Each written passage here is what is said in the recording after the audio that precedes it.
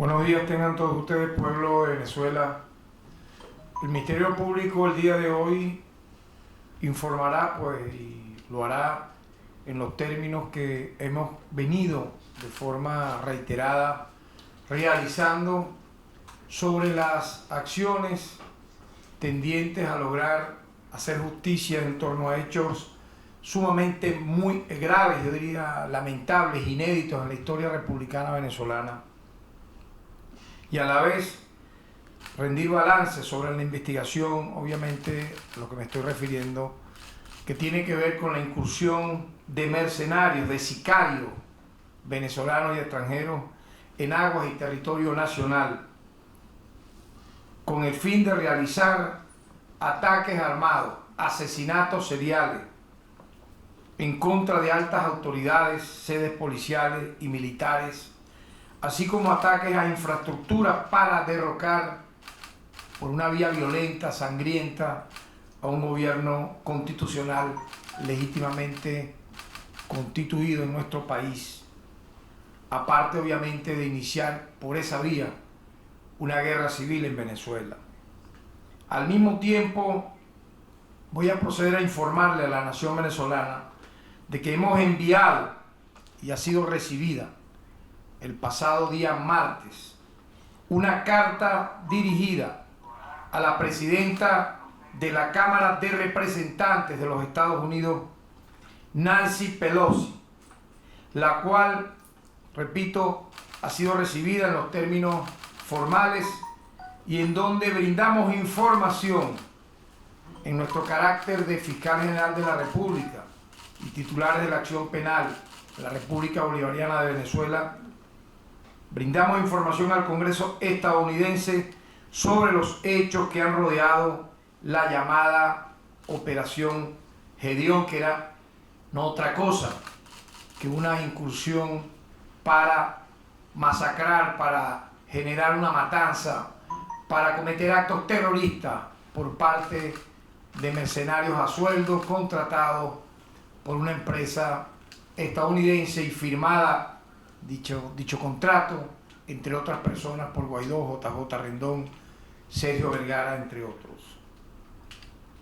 Igualmente, destacando esto como entrada, recordemos que nosotros, siendo la autoridad encargada de la investigación penal en el país, además de las investigaciones realizadas en los términos que establece la Constitución y la ley, hemos iniciado acciones fuera de nuestro territorio, acciones legales, específicamente en los Estados Unidos, para esclarecer estos hechos, que implican no solo la violación de nuestra soberanía y nuestras leyes, sino también la violación de las leyes estadounidenses.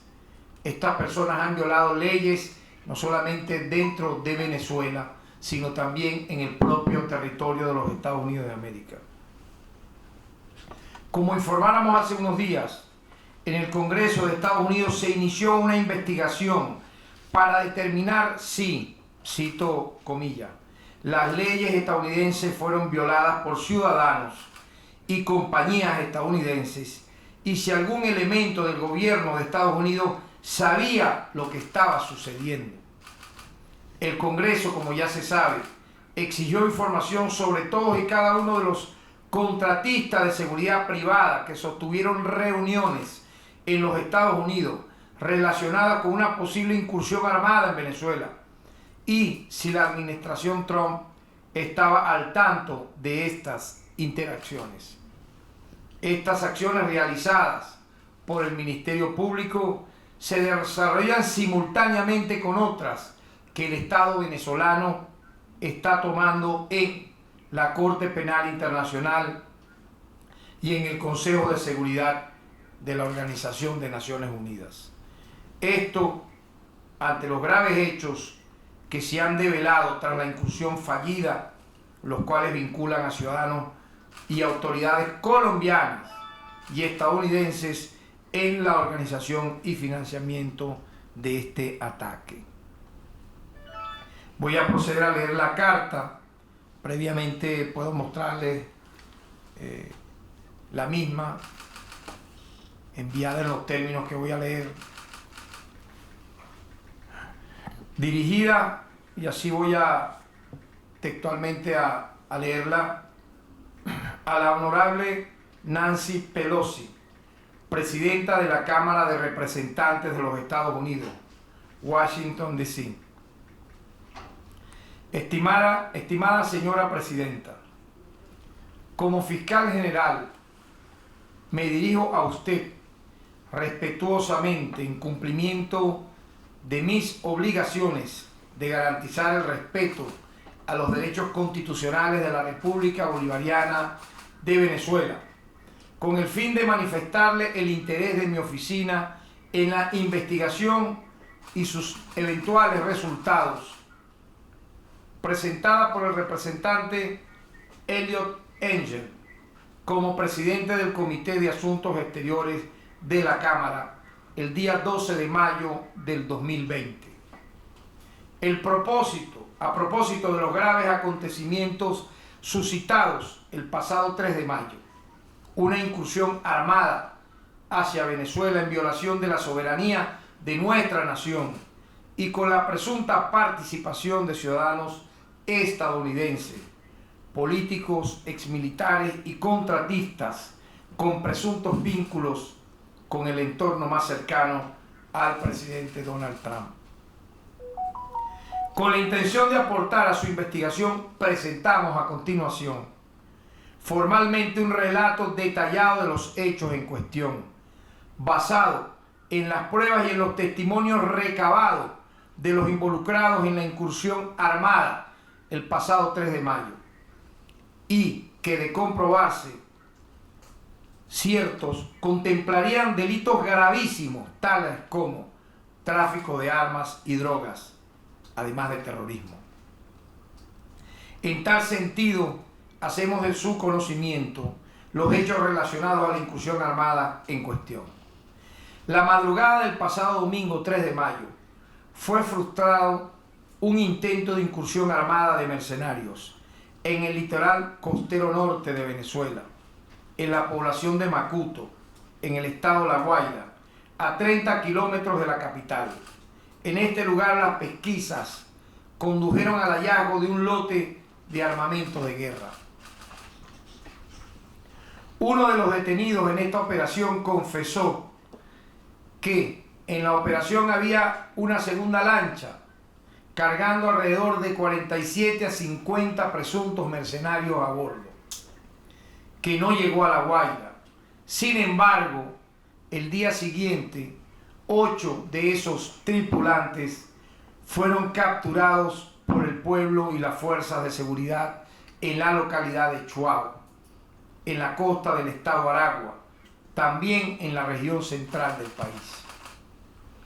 Entre los capturados del 4 de mayo están 2 ciudadanos estadounidenses detenidos en flagrancia, cuyos nombres son, tal como se evidencia en los documentos de identidad que portaban, Luke Alexander Denman y Iran Seth Berry, ambos exmiembros de las Fuerzas Especiales de Estados Unidos, boinas verdes, quienes confesaron trabajar para la empresa privada de seguridad estadounidense Silvercorp USA Inc., domiciliada en la 4150 DW Road, Melbourne, Florida, 32-9-34, propiedad de Jordan Gurdo, también ciudadano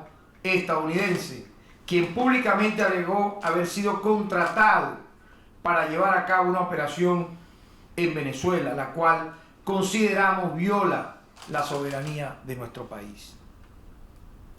Gurdo hizo mención pública acerca de un contrato para esta operación. Presentó un video que dijo haber grabado con su teléfono, en el que se evidencia la participación del diputado Juan Guaidó y la de su asesor político Sergio Vergara, en un diálogo en donde acuerdan los términos del plan para utilizar mercenarios en Venezuela. Asimismo, el propietario de Silvercorp USA se encargó de difundir lo que dijo ser un facímil del contrato en el que aparece su propia firma junto a la de Guaidó, Vergara, otro de sus asesores también, Juan José Rendón, y el abogado Manuel Retureta. Queda suficientemente explícito en el audio difundido por Grudó sobre su conversación con Juan Guaidó y Sergio Vergara, en lo que claramente Guaidó le deja entender su intención de firmar el contrato y le da plena presentación a Vergara y Juan José Rendón para la firma de subsiguientes documentos. Silvercorp USA en sí, en consonancia con los testimonios de los mercenarios confesos, es una empresa que prestó servicios para el presidente Donald Trump, como también lo evidencian fotos y videos de su cuenta Instagram, @SilvercorpUSA. Asimismo, Jordan Grudó, también es miembro de las Fuerzas Especiales de los Estados Unidos, aparece sirviéndole en un acto público en Charlotte, Carolina del Norte, en octubre del año 2018. Iran Berry, veterano militar con actividades en Irak y Afganistán en el año 2003, 2005 y 2007, confesó que su misión incluía la toma de instalaciones policiales, además del Palacio de Miraflores, sede de la presidencia, con el fin de neutralizar a sus objetivos, entre ellos el presidente y su gabinete ejecutivo.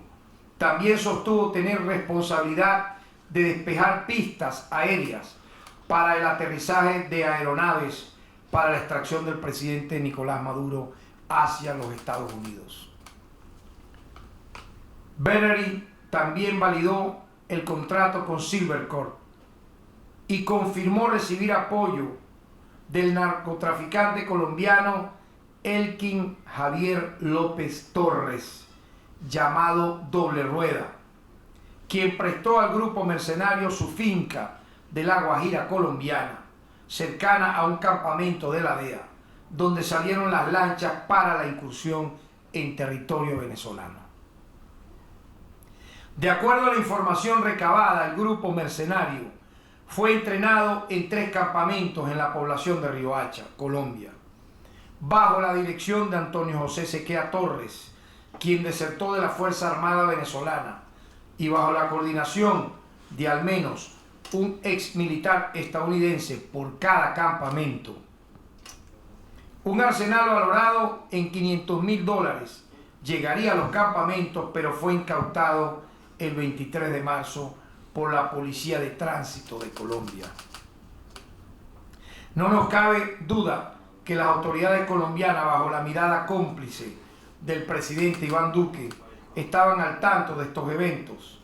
Venezuela ya había elevado públicamente su denuncia el pasado 27 de septiembre de 2019, durante la 74 reunión de la Asamblea General de la Organización de Naciones Unidas, y presentó pruebas contundentes de la evidencia de campos antes mencionados en Colombia.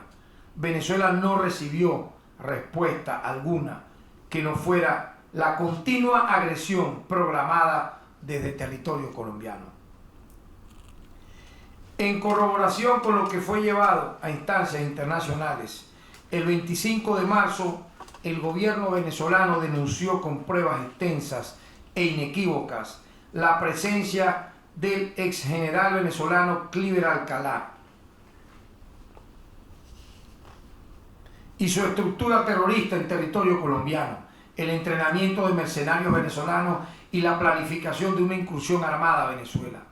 El contrato presuntamente firmado por Juan Guaidó contempla ataques, invasiones y el desmantelamiento del Estado venezolano, así como el asesinato del presidente legítimo Nicolás Maduro, junto con acciones contra la integridad de la República, su soberanía y el funcionamiento de la Fuerza Armada Nacional Bolivariana. Jordan Grudó dijo públicamente que habría iniciado el trabajo para el que fue contratado hasta no tener la firma de Guaidó, que finalmente obtuvo, como lo evidencia la grabación de la conversación donde Grudo, Vergara y Guaidó acordaron los términos y el diputado Guaidó se comprometió con firmar y cumplir el contrato. Sin embargo, Grudo denunció ante los medios que fue estafado. Y el 28 de abril, el bufete de abogados Silvercorp USA inició un procedimiento para demandar pago ante Guaidó, Vergara y Rendón. El contrato consta de un anexo de 42 páginas y tiene una duración de 495 días. Está firmado por un monto de $212.900.000, además de 55% de interés anual, pudiéndose pagar con barriles de petróleo a futuro. Está previsto también dentro del contrato el uso de armamento letal, colocación de minas, el uso de misiles tierra-aire, entre otras armas de guerra. La empresa, a partir de la entrada en operaciones, funcionaría como un ejército de ocupación, con ingreso y salida del país sin pasaportes y bajo total inmunidad para los mercenarios. También establece a Juan Guaidó como comandante en jefe, sin haber realizado elecciones ni consultas. Igualmente establece las posiciones de Sergio Vergara como supervisor general del proyecto, JJ Rendón como jefe de estrategia, y deja vacante el comandante en sitio a definir.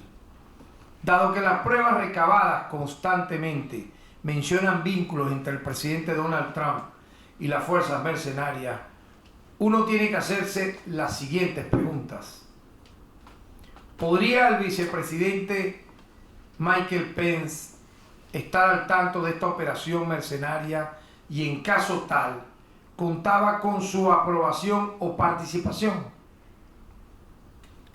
Elliot Abrams, enviado especial de Estados Unidos para Venezuela, estaba en conocimiento de esta actividad criminal.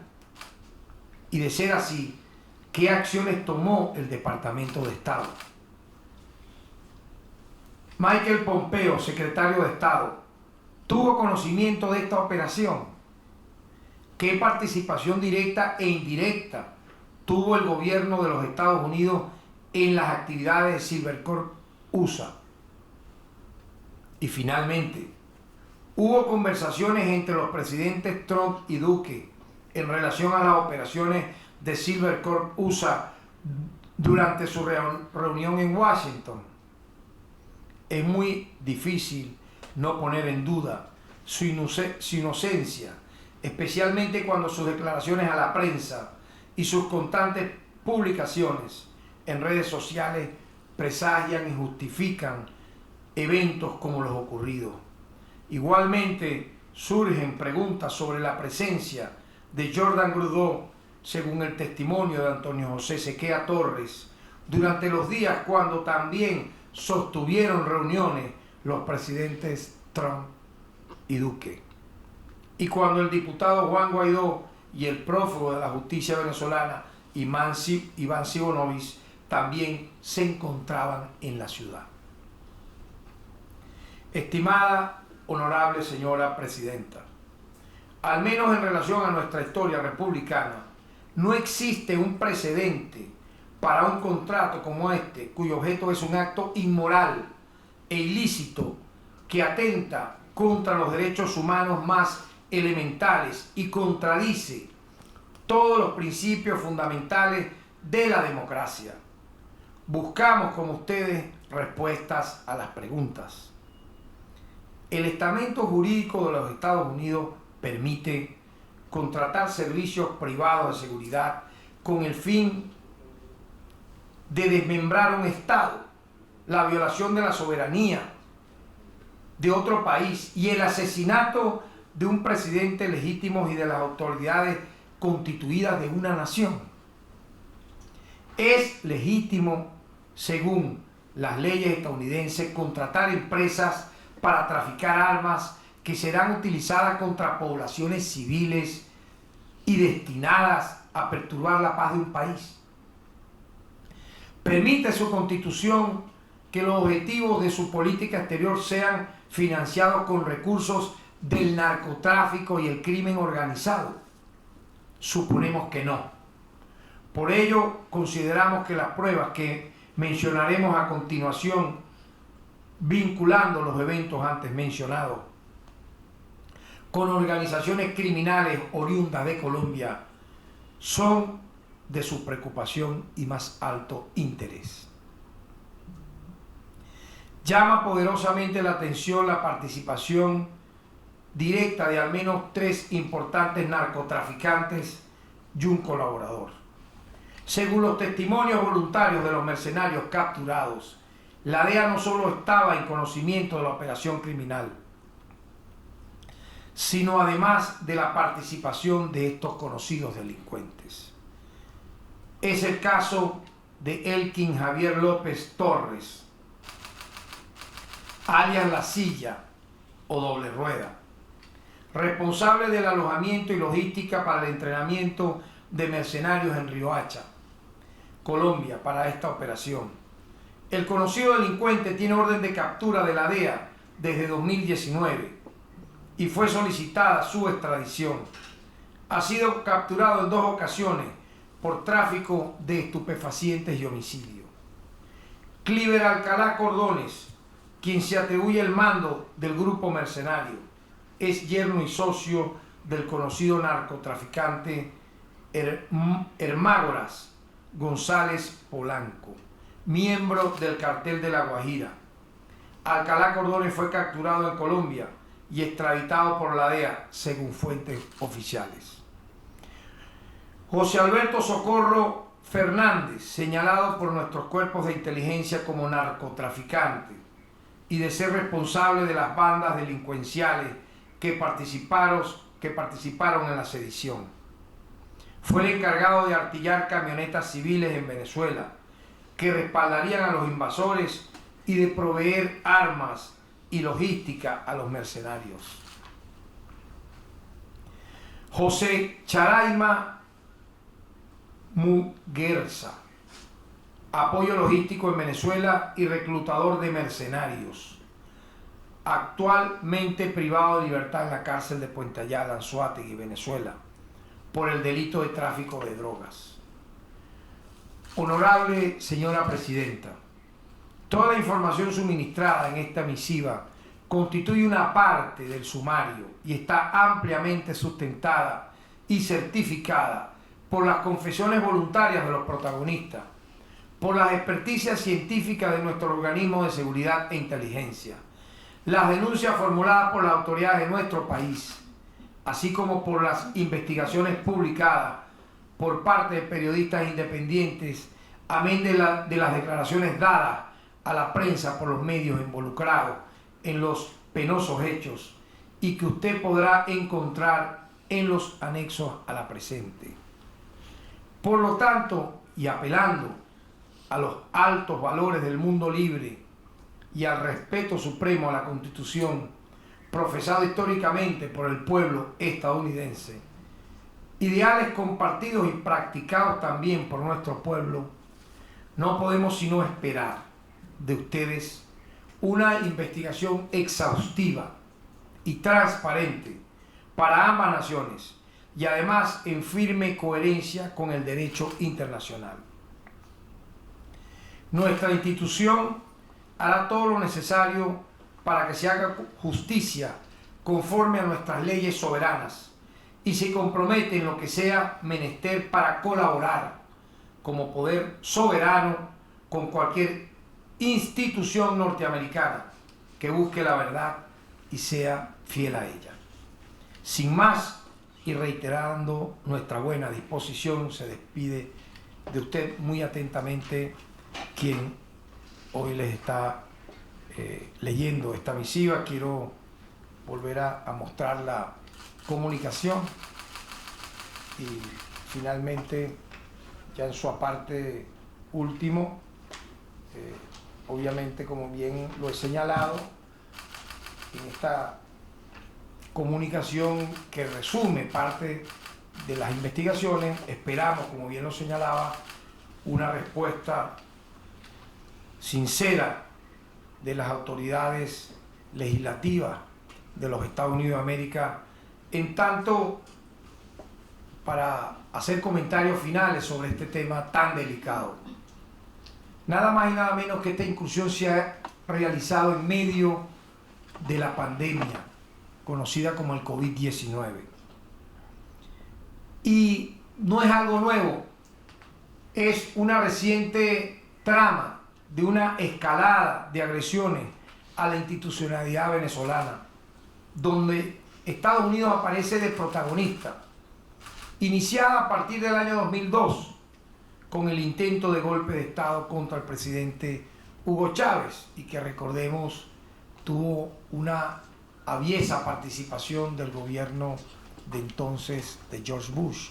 Recordemos que Charles Shapiro, siendo embajador de los Estados Unidos en Venezuela, fue y le dio prácticamente los saludos del gobierno de los Estados Unidos de América en ese momento al dictador Carbón Estanga, y formalizó el apoyo del gobierno de los Estados Unidos de la época a esa acción criminal. Luego de ello han seguido el paro y sabotaje petrolero del año 2002-2003, las guarimbas desarrolladas en 3 años distintos, las sanciones iniciadas en el 2013, el congelamiento de activos en el exterior, el intento de magnicidio contra el ciudadano presidente de la República, Nicolás Maduro, en agosto del año 2018, la autojuramentación de un títere desconocido como falso presidente en 2019, que llegó apenas a sacar unos pocos miles de votos como parlamentario en La Guaira, y ahora fíjense ustedes, se autoproclama presidente cuando en Venezuela para ser presidente hay que sacar millones de votos en una elección libre como ya la hemos conocido en nuestro país. El intento de violación del territorio nacional con falsa ayuda humanitaria, el alzamiento militar de abril del año 2019, el robo de Cisco y Monómero, y ahora esta aventura con mercenarios para asesinar a las máximas autoridades del país. De esta manera destacamos nosotros, como comentarios adicionales a la carta, el gobierno estadounidense aplica contra nuestro país de forma combinada, es lo que hemos visto, de forma combinada, todos los mecanismos de intervención ejecutada en Panamá, en Nicaragua, en Cuba y en los países del Medio Oriente. Pareciera que licuaron en una macabra máquina todas estas técnicas usadas en estas naciones hermanas para aplicarlas de manera violenta contra nuestro país durante todos estos años.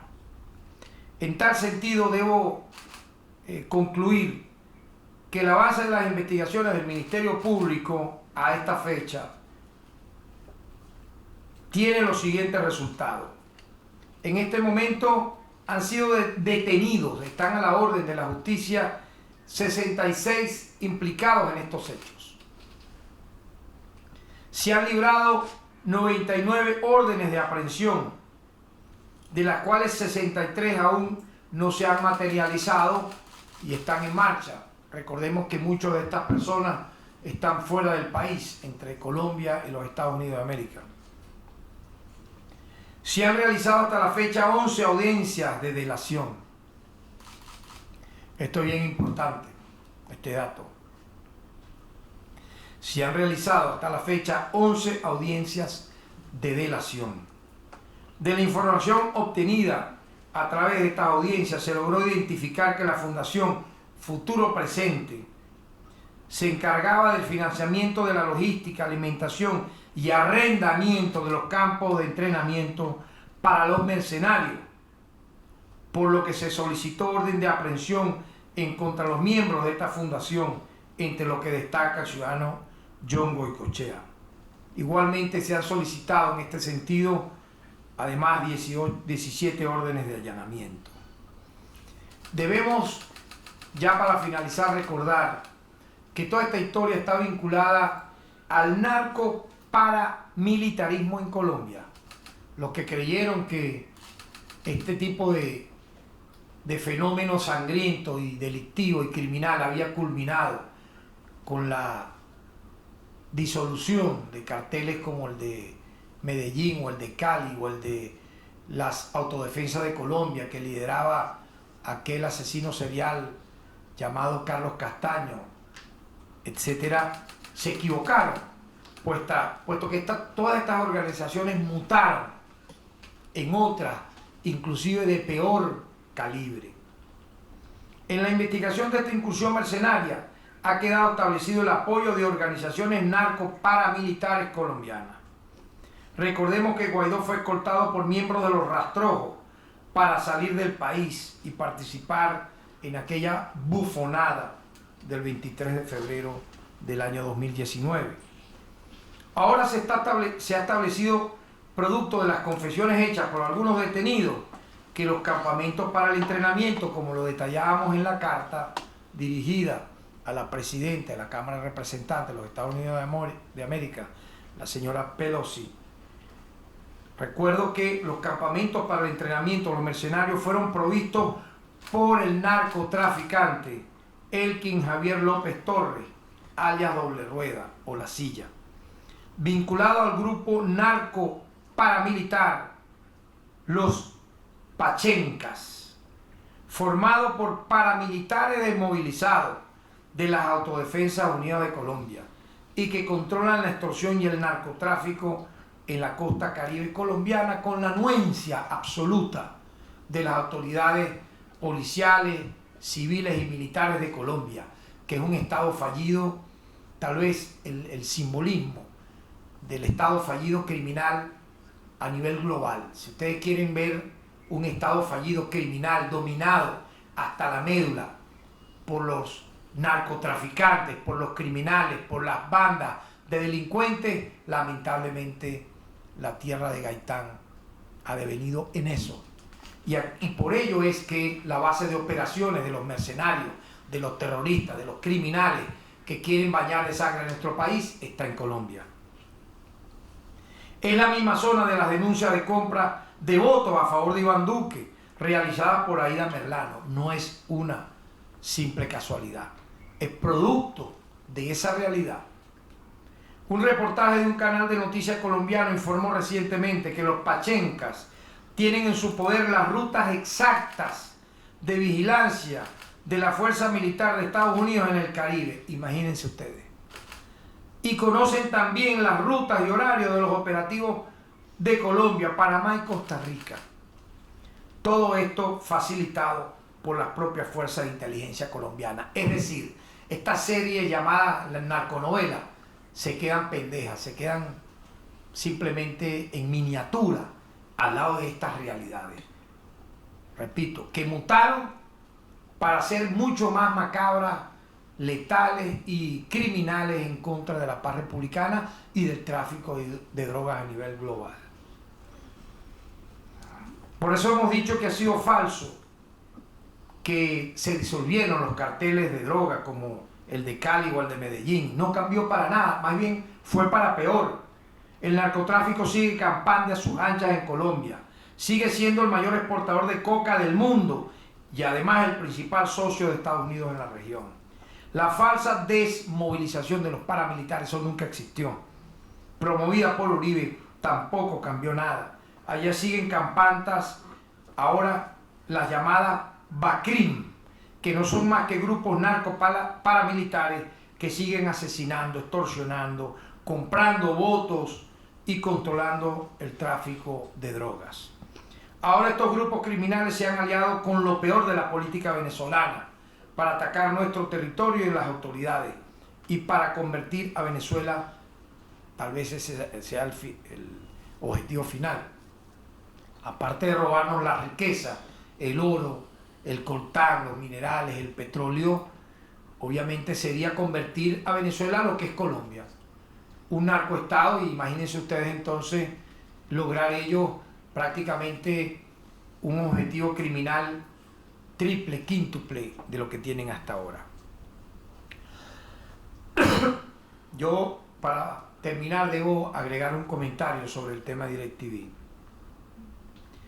Recordemos sobre la acción tomada por DirecTV el pasado martes. Esta empresa cerró sus operaciones en Venezuela debido a las sanciones de Estados Unidos contra nuestro país. Así lo informó la misma compañía y así lo ratifican informaciones de prensa.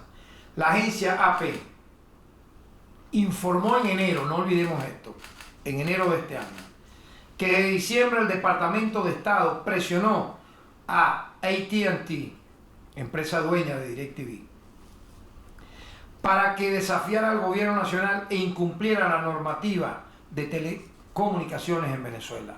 También informó que la oposición venezolana se reunió con esta empresa para presionarla.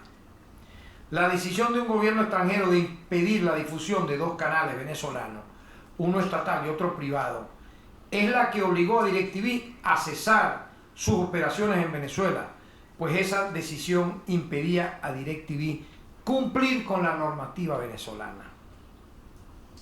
El resultado de las presiones del Departamento de Estado y de la oposición es una nueva agresión al pueblo de Venezuela, que se suma a las cientos de medidas dirigidas por el gobierno estadounidense contra nuestro país. Este ataque se suma a todas las agresiones que buscan dejar al país sin medicinas, sin alimentos, sin combustible y ahora, imagínense ustedes lo que pretenden, sin televisión. El objetivo de esta medida es hacer sufrir al pueblo de Venezuela, generar desestabilización, malestar y justificar cualquier acción contra las autoridades venezolanas. El fanatismo de la agresión contra Venezuela, desatada por el gobierno de los Estados Unidos y promovida por sectores radicales y corruptos de la oposición, son los únicos responsables de la decisión tomada por AT&T, que complica aún más la vida de millones de venezolanos. En tal sentido, nosotros de esta manera pues hemos cumplido con informar a la opinión pública nacional e internacional de las recientes acciones del Ministerio Público y las que en próximas horas también realizaremos. Así lo adelanto, en torno a todo esto que estamos acá narrando y que hace que el Estado de Derecho en Venezuela, que las instituciones del sistema de justicia de Venezuela actúen en base a lo que establece no solo nuestras leyes nacionales, sino también las leyes internacionales. Es evidente, no hay duda de la participación de Estados Unidos de América y de Colombia con factores ultra radicales, extremistas, células terroristas enquistadas en la oposición venezolana que dejaron atrás el debate político, el debate de las ideas, ganar espacio con propuestas de gobierno para tomar por la vía electoral los cargos de elección popular y han preferido este camino de sangre que hemos ido mencionando, que cada día ha escalado a lo que nadie pudo haber imaginado. Si pensamos que el golpe de Estado del 11 de abril del año 2002, las guarimbas criminales que fueron embriones de guerra civil del 2014 y 2017, con asesinatos selectivos, con personas quemadas vivas en las calles, con destrucción de bienes inmuebles públicos y privados, con asesinatos, repito, a ciudadanos comunes, con asesinatos a miembros de fuerzas de seguridad. Si algunos pensaron que esto era ya demasiado, bueno, aquí tenemos cómo apostaron a la incursión mercenaria, criminal, de contratistas, entre comillas.